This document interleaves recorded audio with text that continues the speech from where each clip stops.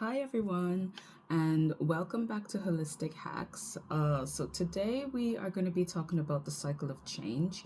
Now, as I always mention, when it comes to change, it's so important to understand that you need to put the work in.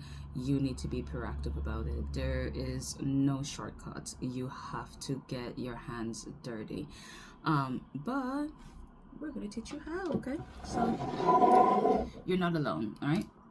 So I'm gonna get straight into this because this, yeah, it can take us time, and I got 5 minutes, like I always promise, right? 5-ish minutes.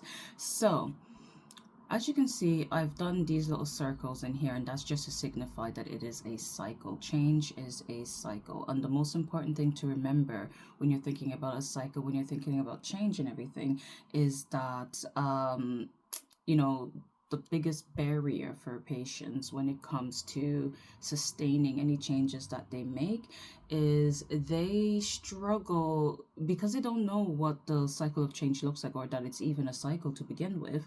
What you will find is when things start getting very hard and repetitive and stuff, they give up because they think that they're not getting anywhere, not realizing that actually that is part of the process. And so this is why understanding change is so important, guys.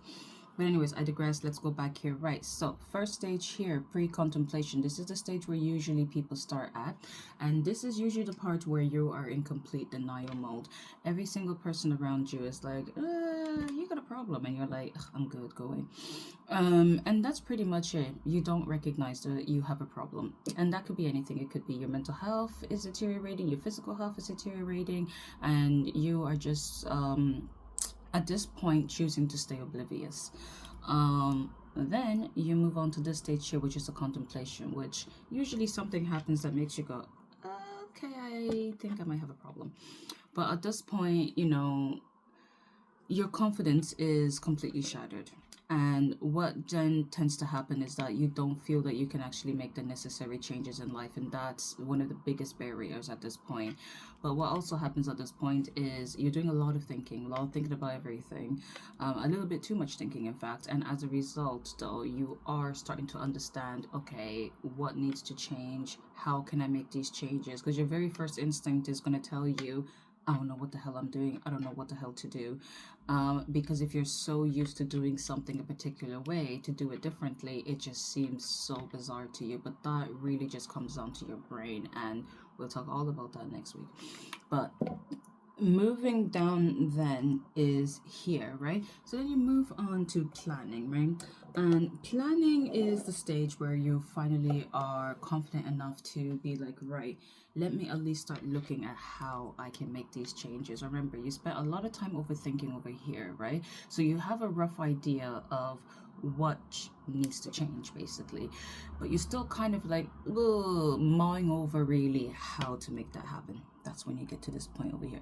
And this is the point where you're finally like, right, let's say if you're having mental health concerns, you're finally going, right, what vitamins do I need to be introducing into my life? Should I be making dietary changes? Should I be going to the gym? Maybe referring yourself to talking therapies and stuff like that. Now, the thing about this stage here is that people can get stuck in this stage for a very long time because they often confuse this stage with this stage, which is action. Because they're being quite proactive with making all the necessary appointments and stuff like that, and doing lots of research, they think that they're being proactive about making changes, but they're not. They're just planning. You have to actually take action. You have to actually go to all of these appointments. You have to actually go to the gym. You have to actually change your diet. You have to actually do the what you planned to do. That's when you're at this point. Now, the thing that you have to remember is at this point, you can always slip back at any point, like, and because you realize, oh, this doesn't work for me. I might need to go back to the drawing board and look at what works for me better. Or, I planned to go to the gym 5 times a week. Oh, no, my body cannot do that. Back to the drawing board. What can I do? Start testing yourself. Oh, I can do 2 days a week. And, so you generally tend to go back and forth here a lot. And you generally tend to stay in these stages the longest, just because you really do have to work out what is the best routine for yourself. And then once you finally worked out what works for you, maintenance, right? And maintenance is basically just repeating that behavior over and over and over and over again until your brain finally is like, oh, this is our life now. And then you got that, yeah. Now, R is for relapse. Relapse is part of the cycle of change, right? No matter what you are doing, you're always going to have setbacks. And you can even get to a point where you've maintained yourself for a year, and then let's say something happens and it sets you right back again. And it's natural for that to take place. And for people to really understand that when you relapse, it's not failure. All you have to do is look at, okay, where did I go wrong? Back to the drawing board. Yeah, where did I go wrong? And what do I need to do to prevent myself from making that same mistake again? And that's all it is, guys. Yeah, so I am way over time as usual, and I have linked the piece that I wrote on the cycle of change in the link, and in the description section. Sorry, I'm even getting brain dead myself here. Talk to you guys next week. Bye.